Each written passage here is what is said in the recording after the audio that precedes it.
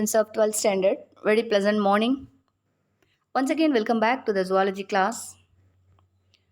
We are in chapter number 2, human reproduction. Today, I am here for you to deliver the content of human female reproductive system. The female reproductive system is more complex than the male because, in addition to gamete formation, it has to nurture the developing fetus. The female reproductive system consists of a pair of ovaries, a pair of oviducts, uterus, cervix, vagina, and external genitalia as listed here. The various parts of the female reproductive system are mentioned here. One is ovary, 2 oviduct, 3 uterus, 4 cervix, 5 vagina, and the sixth part leads into the external genitalia. The female reproductive system is located in the pelvic region.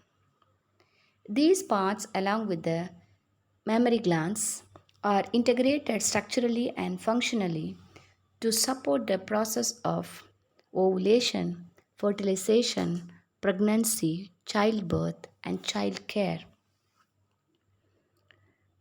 Now let us see the structure and function of ovaries.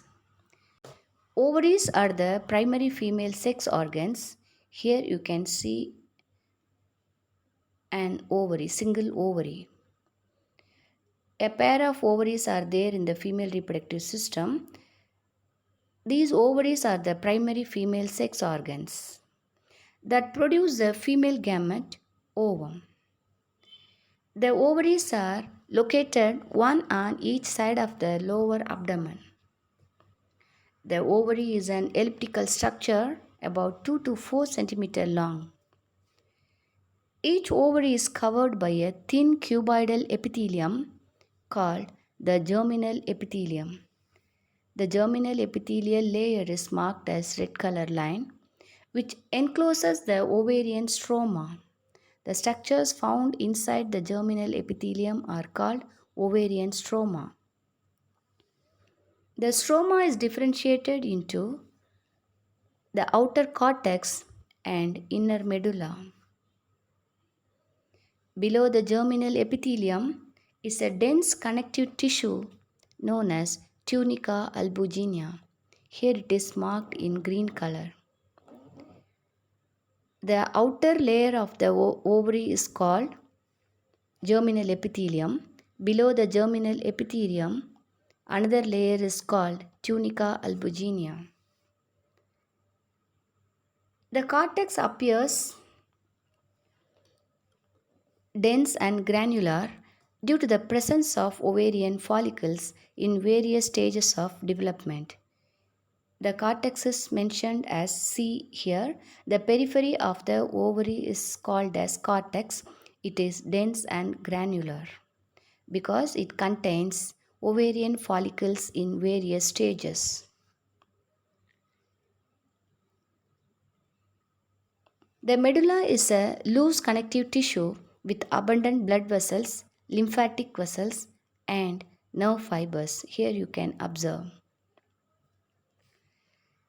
The ovary remains attached to the pelvic wall and the uterus by an ovarian ligament called mesovarium.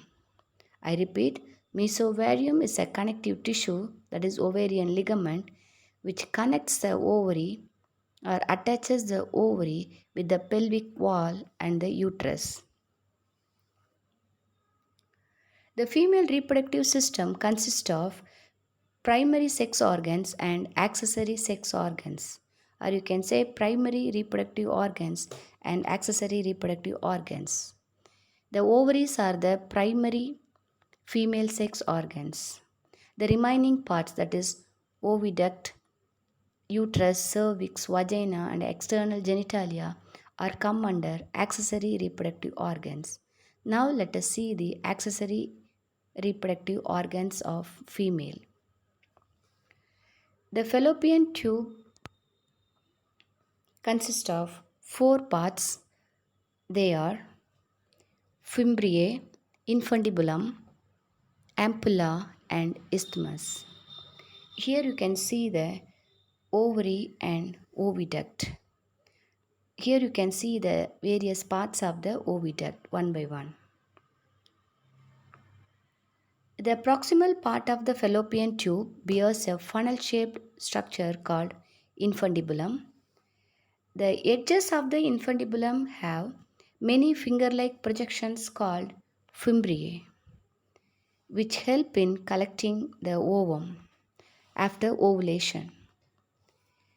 The infundibulum leads to a wider central portion called ampulla. The last part of the oviduct is the isthmus, which is short and thick walled. Here you can observe the structures of ampulla and isthmus. Isthmus and ampulla connects the infundibulum to the uterus. The remaining accessory reproductive organs we'll see in the next class. Thank you. Have a nice day.